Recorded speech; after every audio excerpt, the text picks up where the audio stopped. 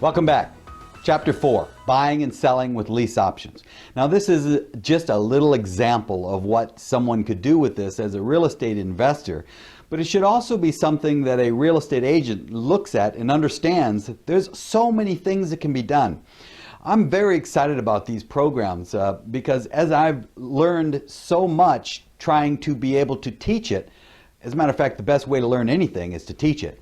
I have learned so much more during the process of putting this program together than I ever learned prior to this, and I've been pretty successful doing this. So nevertheless, as we get into this, understand what's going on buying and selling with regards to lease options. A friend of mine, many of you know who he is, a friend of mine went to one of my workshops some time ago. He was a real estate, or is a real estate agent, and he told me that he had been utilizing lease options to buy and sell properties for quite some time, but he wanted to be able to learn how to properly represent buyers and sellers with lease options and earn real estate commissions as well.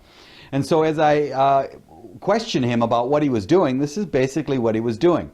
My investor friend of mine had purchased 50 different homes, about 50 different homes over a period of time with lease options, and then only to resell every single one of them on lease options to the end user or buyers, which was quite interesting when you understand the typical deal.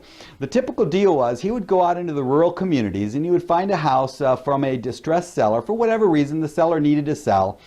They wanted to move, maybe they had a bankruptcy, foreclosure, it doesn't matter. They tried to sell the house, they couldn't sell it because they owed a little bit too much. Typically they owe about what it's worth, and there's not enough money for commissions, obviously, so they couldn't sell it in a traditional manner.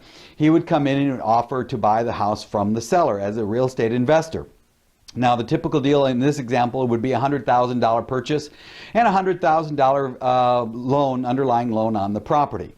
Now, he would go into a lease option with the seller, agreeing to pay $100,000 for the house, or maybe a little bit more, but he would give the seller a $500,000 lease option down payment, that was all.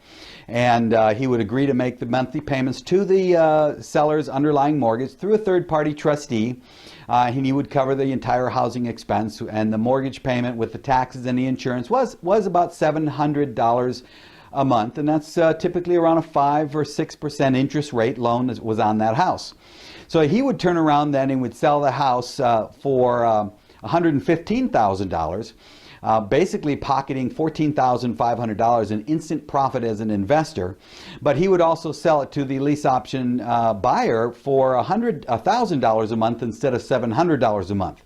So when you start doing the math, it starts to look like a really good deal when you understand that he made $14,500, a typical deal, 50 different times. So add that, multiply that out, that's quite a bit. Plus he's getting $300 a month, every month in cash flow from the difference between what he's paying and what the lease option buyer is paying, the end item buyer. 50 times $14,500 is about $700,000 plus in profit. And 50 times $300 a month is about $15,000 in monthly income or residual income that can be earned from a situation or a business like that. Well, what's really interesting is he ultimately purchased 50 houses, or controlling interest in 50 different houses with no money down. When's the last time that was possible for an investor to do?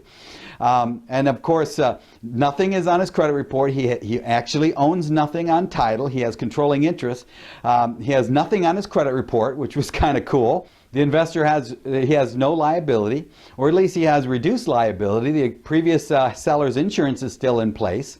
So even if there was a liability over that insurance, there would have to be a shared situation there as far as liability, but very little liability. Investor doesn't care if any end buyer actually buys the house. In fact, it makes no difference to him, because if they don't buy and the value's not there, he doesn't have to buy either, because he's got an option. His option is a little longer than the buyer's option.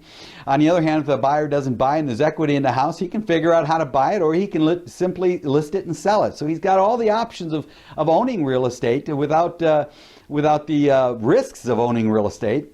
And of course, he's got controlling interest in everything. So this was just as an example, a very quick example of buying and selling using lease options from the standpoint of an investor. But understand, a real estate agent, you got to understand these are the options available for you and your buyers as well. You can find sellers in the same manner, and you can find buyers in the same manner and make your modest profit, often the same amount of money. Yes, real estate investors every once in a while see these great big paydays. And that's typically in the larger price homes. So whether you're an agent or an investor, you have the same options. Look for the larger priced homes, or look for the smaller priced homes and do them in volume, work volume. So lots of different opportunities there. The next chapter is chapter 5, and that's the seller carried loan. And then we're going to go into the all-inclusive trust deed after that.